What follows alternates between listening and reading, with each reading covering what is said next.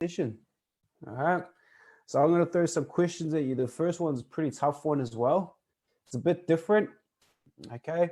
But the first one is just talk to us about some of the failures, some of your greatest failures that you've experienced. Some of your greatest failures. That I, oh my goodness. You weren't expecting. You're going off the script. Come on, girl. Yeah. I don't know. I think the word failure, and as I've grown older, and I'm not going to tell you what my age is online. My friends know what it is, but it's 29. 29. Yeah, that's right, 29. Thank you, Andrew. He is my favorite. So I think with age, you realize that they were really not failures. They were lessons to learn. If you think it that way, then you sort of forgive yourself for a lot of things that you've done in your life, right? So what would be my biggest lessons that I've learned? The biggest lesson that I've learned is really health is everything. So in the past, I really did not concentrate on looking after my health, whether it was the fitness, like my physical health or my mental health, right? So I think the lessons learned from that have been hard, tough lessons that I really did not look after what I was putting in my body, the food that I was putting in my body. I did not think of it as fuel. I did not think of what I was putting in my mind was the right things that I should have done. So I used to beat up myself a lot about that. But however, you know, I've learned the lesson, and now I am concentrating on looking after my health. You know, the advice that I give to everyone, and I'm sure that they are all fed up with what I keep on saying about to my friends and family about eating the right foods most of the time, at least 80% of the time, and looking after health, because really, if we don't have health, we don't have anything. And in this environment of COVID-19, you sort of reflect and realize that that is actually the most important thing. Your health and your family, yes.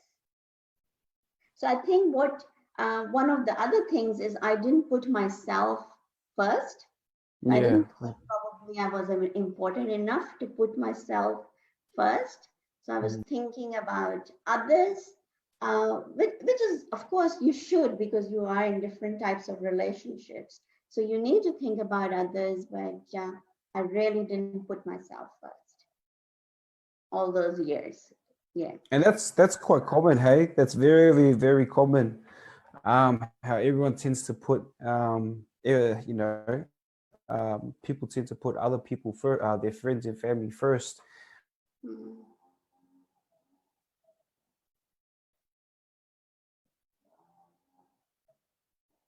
Can't hear you. In the process, their health, their own health.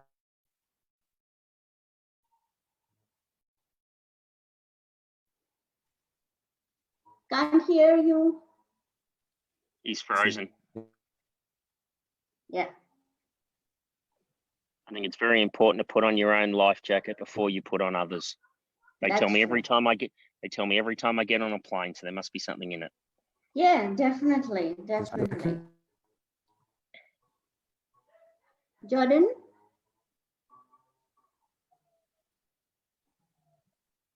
You were frozen, Jordan.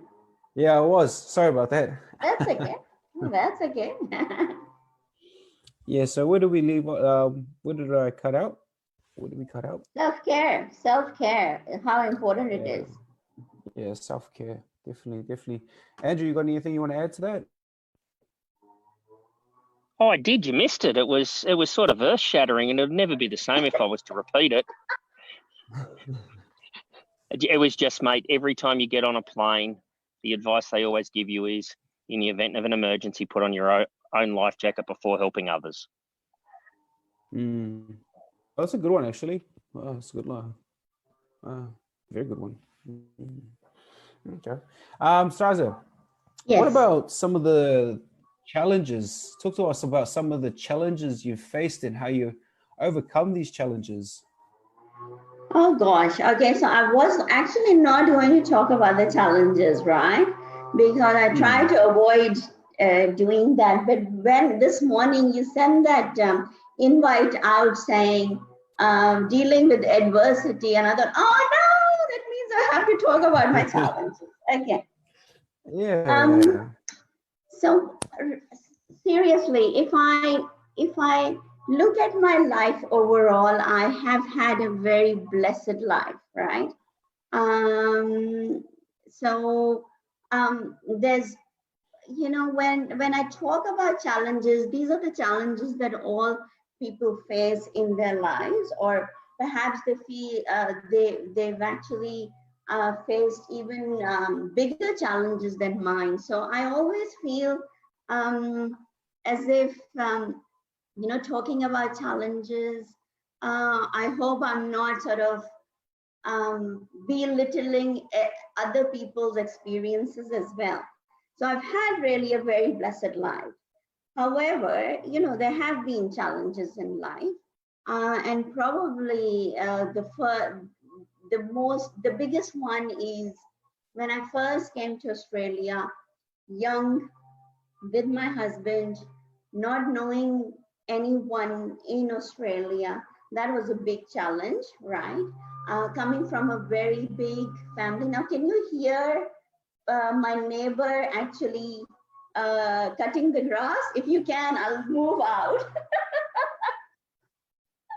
because that is a bit distracting. However, so that was a big challenge. I wouldn't say that it was a challenge to overcome anything, but it was a challenge coming from a big family to somewhere where I didn't know many people, and start a new life and learn new ways of being, right? So when we were here, it was like we weren't really thinking about our health and fitness. All we were thinking of settling down, working hard, buying a house, all that Australian dream and everything. But then sort of tragedy hit. I lost my baby at full term. 2 weeks later, I lost my father. And then a few weeks later, I lost my husband, who was pretty young at that time. So I was in a country where it was new. At that time, I wasn't even working. So it was a bit tough. However, the friends around me and my family, who straight away flew to Sydney to take me back, actually. And I said, no, this is where I'm going to live. This is my home. So they all stayed, which is really great. So when I say challenges, I mean, there was some trauma, but then there was a lot of support around me as well. So what happened after that was I probably put everything that I had into being busy and just working. So I was very lucky to get a job in the public service, and the job that I really loved, and beautiful colleagues and a beautiful manager. But what I did was to cope with whatever life had brought into my sort of sphere. I just worked and I worked and I worked long hours. So I wasn't really thinking about anything else than just work, because it made me feel good.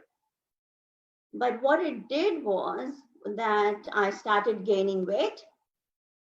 My cholesterol went up because I didn't eat the right food. I had really high blood pressure, and I had insulin resistance. So my doctor would keep on saying, Shazia, you need to change your lifestyle, you need to start moving, you need to start eating well, and it wouldn't register. I think after what, 12, 13 years of abusing my body, the doctor said to me one day, you will get diabetes now if you are not careful. So I don't know what happened. Something clicked in my brain, and I went and registered for personal training. And this was 5 years ago.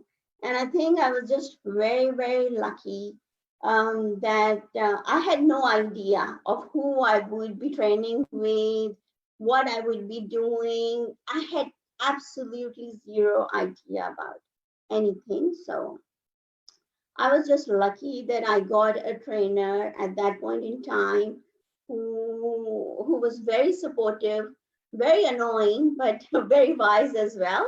And then, of course, Jordan, you and Sean and Rachel were there as senior coaches as well.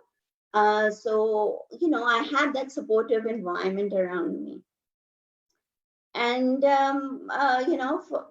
so it was, yeah, it was, I think it was the best thing I could have done for myself. And it's not just for my physical health, but for my mental health as well, because it gave me a pause to think about other things rather than just being in the survival mode.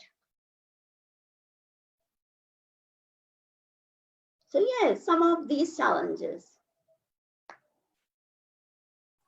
Oh, that's But great. otherwise, I'm very, very grateful for the life I have, really, for the people that I have around me, whether they are in PTI or whether they are my friends, social friends, or my family, my colleagues.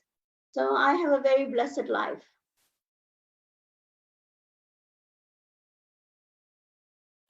Yeah, the biggest thing you keep saying was support. That you were mentioning, sorry, was support. Yeah. That carried you through those times. Yeah. And challenge. Yeah, it was massive support. So I'm not too sure if you already covered it already, but because my connection was playing up a bit as well. But what made you just decide, like you wanted to take up personal training, or you needed to start on your physical and mental health? At what point did you? Well, I wasn't really thinking about my mental health because I thought I was fine, really. Everyone thought I was doing so well. I was doing so well at work. And also, really, I wasn't thinking about my mental health at that time. So I actually, when your internet was frozen, I did talk about the fact that my doctor told me that I will get diabetes because I had high blood pressure, I had insulin resistance, I had high cholesterol. She said I was heading for a heart attack if I didn't do anything. And something clicked. And that day, after 13 years of abusing my body, I went and, signed up for personal training. And I have never looked back, as you know, 5 years now, Jordan. Yeah, definitely. It's been 5 years already. Sheesh. And speaking about those 5 years, that was going to be the next question as well. Just some of the achievements or some of the things that you've achieved in those 5 years. Yeah. Oh gosh, my achievement. You are going off the script, You gave me a few questions to look at. Okay, so my achievements in the last 5 years have been probably the mental strength that I have gained. Probably the fact that I have realized that the limitations that I've put on myself were all in my mind, right? And of course, if you look at it, the strength training that I was introduced to, that has made me feel strong. I feel strong. So, and not just physically, but mentally, it has helped me. So when they say that, when you exercise, all these endorphins make you feel better, it really does. I can guarantee to people that it really does. So it gave me self-confidence. It's given me strength. It's given me independence, because previously I wouldn't be able to lift 5 kilos. Now I go to the butcher, buy 30 kilos of meat at a time and lift it and put it without his help. And last time his jaw dropped when I said, no, I've got this. And I carried it in one hand, all of it, right? So it's a good feeling. The boxing that I've done, it's improved my coordination a lot. The HIIT training improved my endurance, and also the fact that I've overcome the thinking that, oh, this is too hard. So now when nothing seems hard, whether it is in life or in PTI, I mean, I know I whinge. I know I do whinge. Oh, I'm too tired and I can't do this. But I know that ultimately I know I can do it. And that is a big shift in mind, right? When you start thinking, of course I can do it. I mean, I did the raw challenge 3 times for someone who does not like to get dirty, for someone who does not like to do, who does not know Andrew how to Sinclair. swim. I have done the raw challenge 3 times. Right? So yeah. So, a lot of achievements. Of course, I have lost a lot of fat, gained a lot of muscle, which of course makes me look a bit better than I used to. But it's not really about aesthetics. I think it's a lot to do with how you perceive yourself and yourself. What should I say? You start actually liking yourself a bit better, because you are overcoming a lot of things while training. When you think you can't and you do, you think, oh, wow, okay, I've achieved something. So you start respecting yourself a lot more as well, I think. So there are a few things, yes.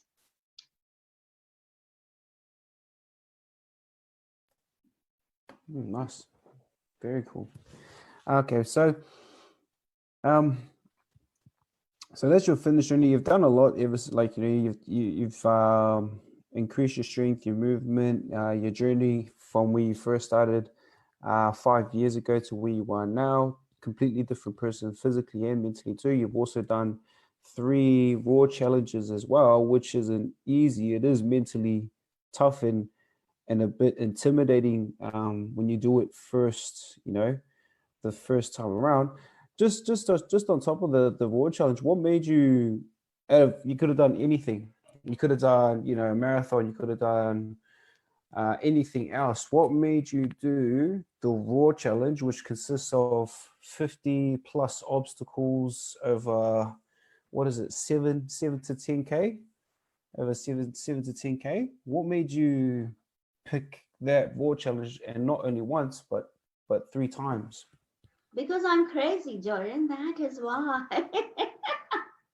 I did that probably the first time because I wanted to get it out of the way, right? I wanted to be able to say to myself that I've done something that I never thought I'd do, right?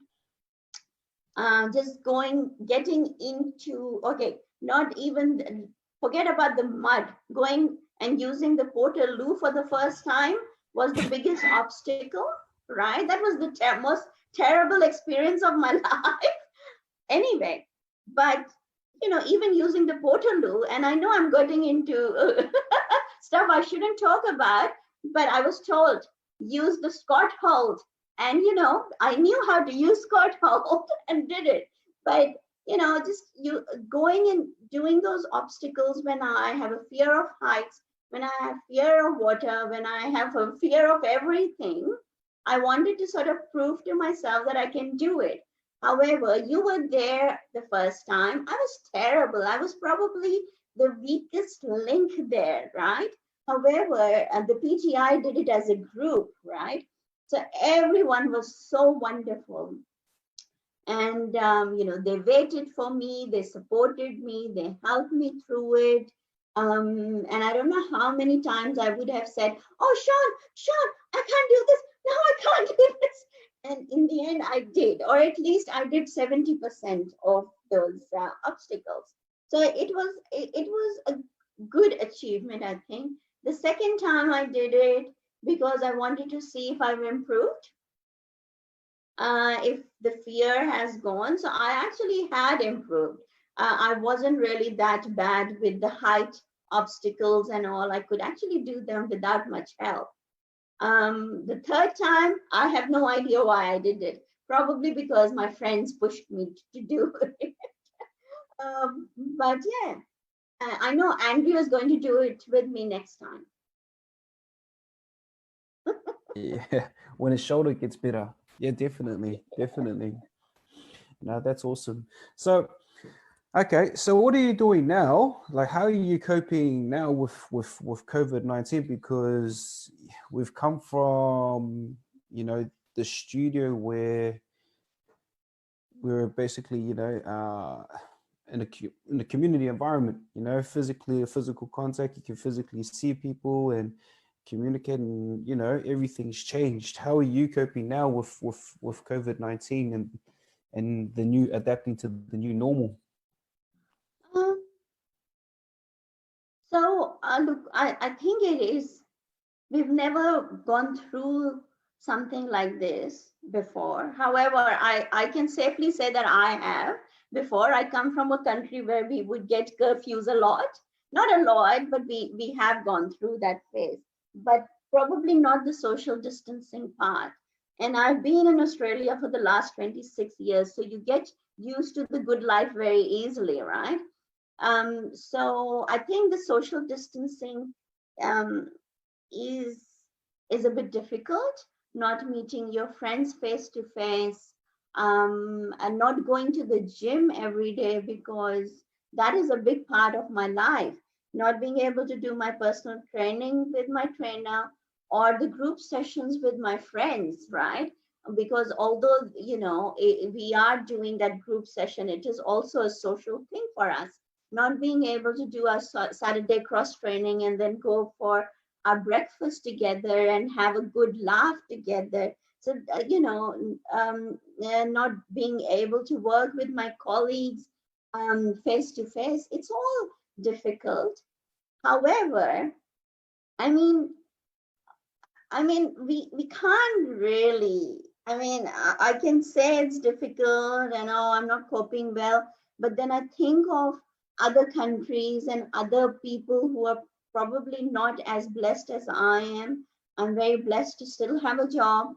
I have a home where I feel safe.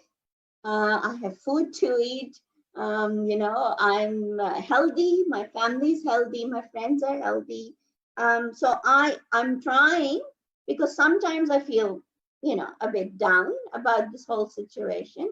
But I'm trying to focus or emphasize on the positives of this time. It's giving me a time to rest a lot, to reflect a lot. I don't know whether I'm reflecting or not, but I'm napping a lot. I'm cooking good food.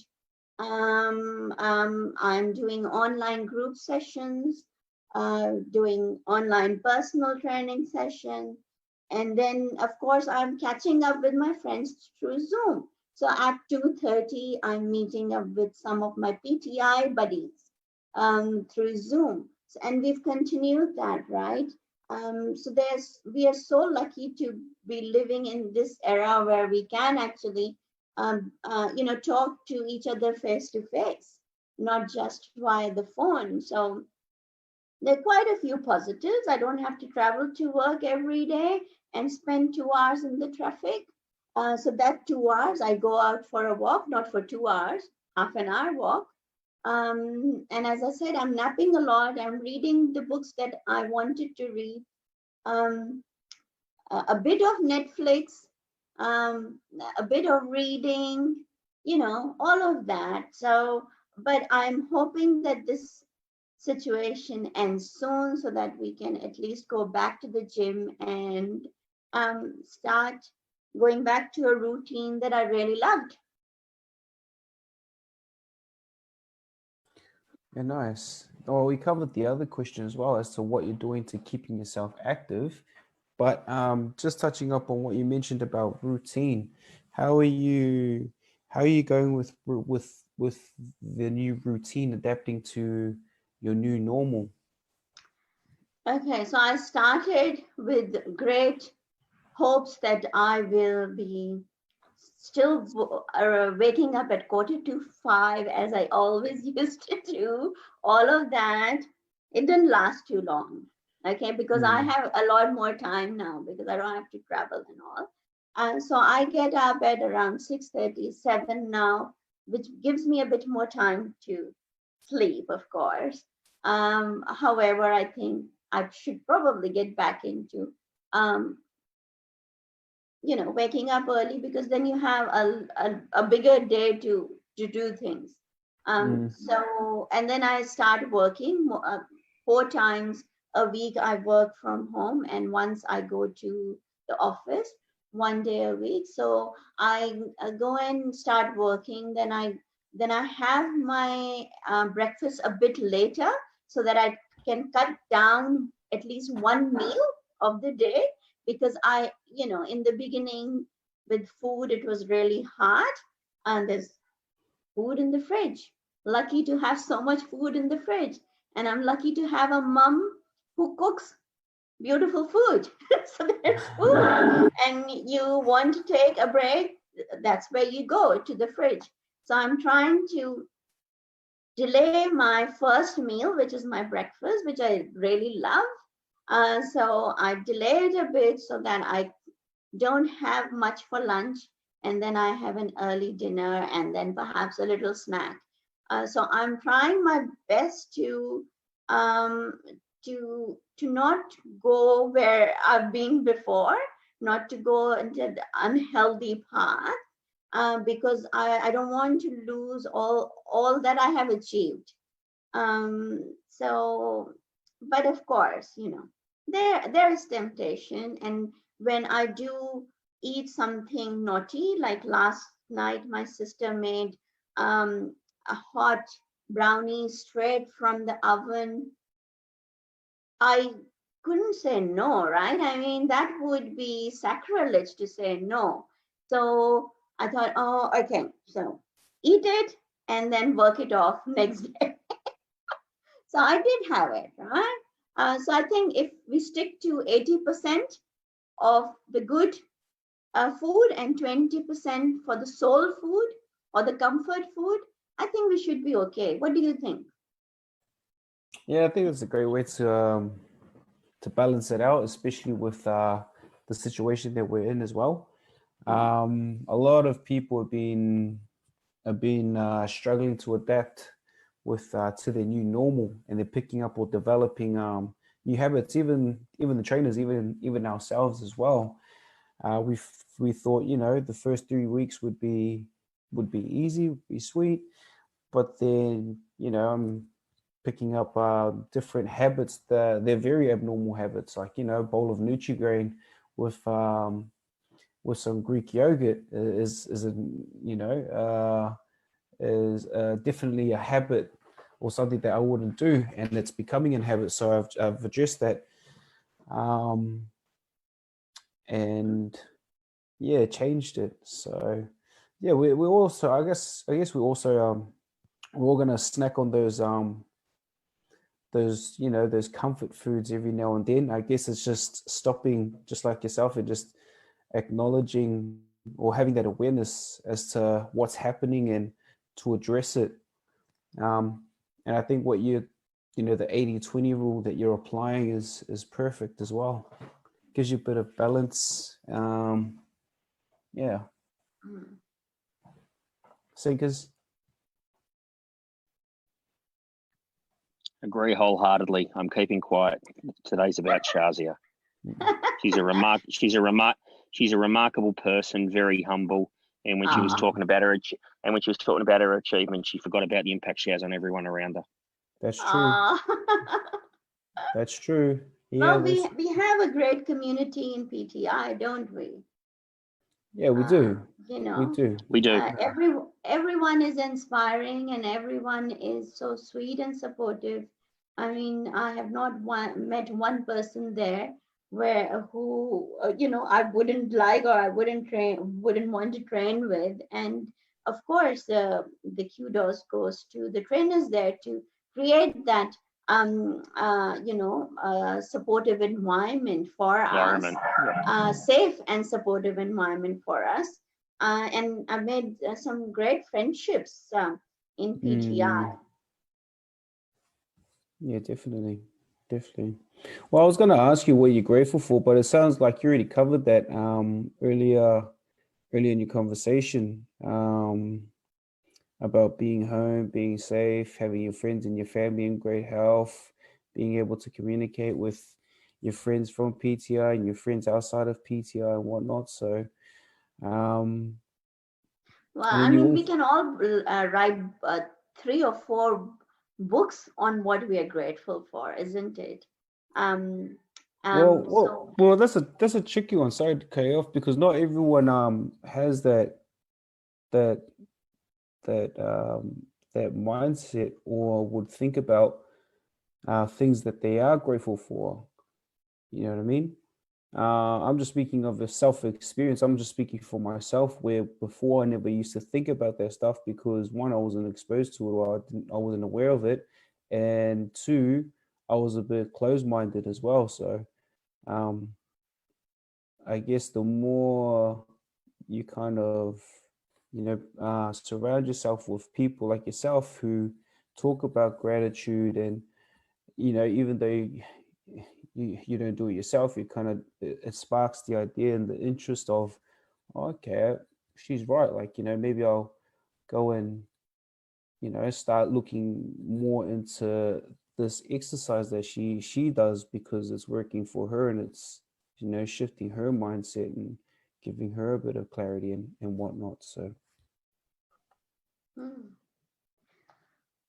Well, it does give us an appreciation for what we have. And remember, I come from a country where I have seen abject poverty or abject cruelty and all of those things. So it is hard for some people who have never seen that, right, to think about gratitude.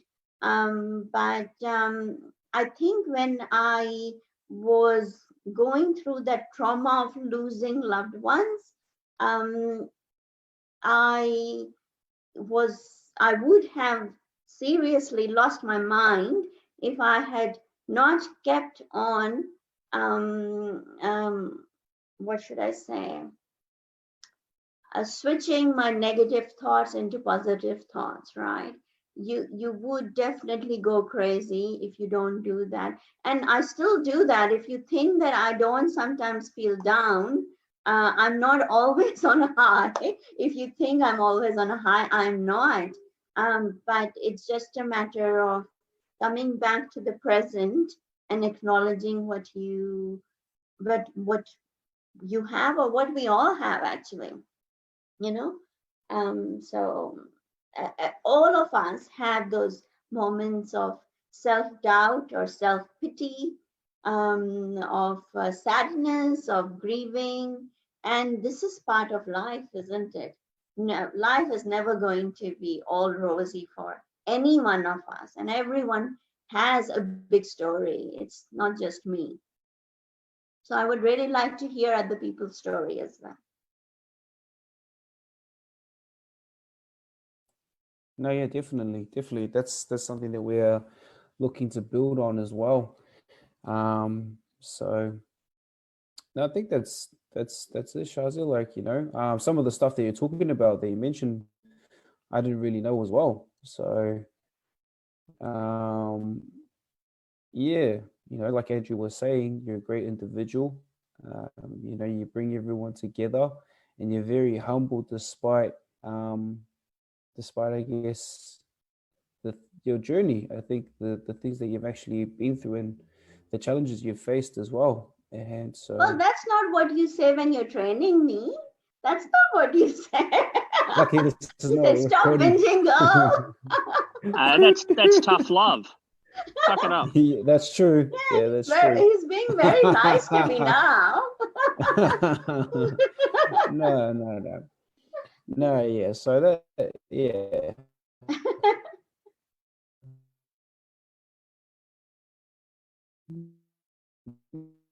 Frozen?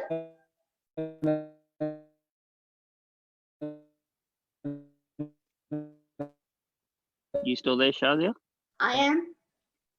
I think think, it's Jordan. yeah.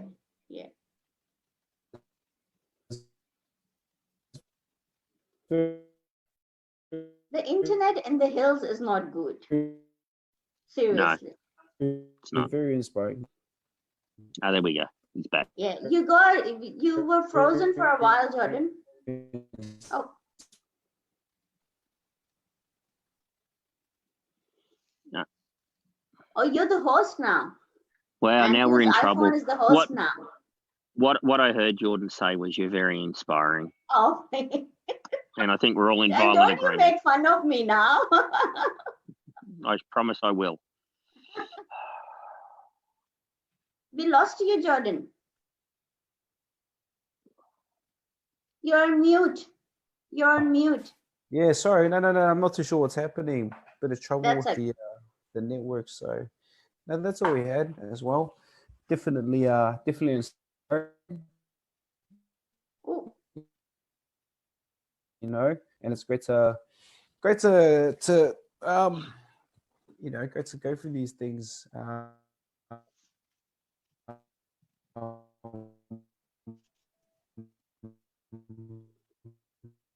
Jordan sounds like he's doing a rap. These conversations and understand, you know, these.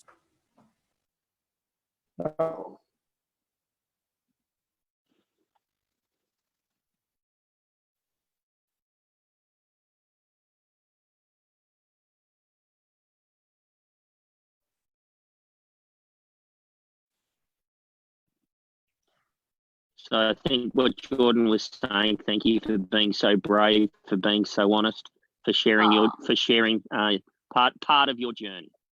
Part of my journey. Well, that is very sweet of him. I actually didn't hear what he was saying. So I think it was along those lines. And I think the other thing he said was he can't wait to get you back into the studio so he can work you hard. Are you 100 burpees. Then he can start torturing me again. Burpees are good for you. I don't mind the burpees. I don't like mountain climbers.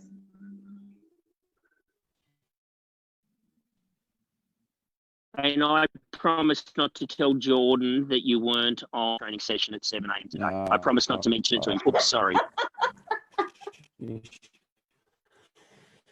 All right, team. Look, I'm going to have to leave it there. You can still hear me. Thank you very much for your time.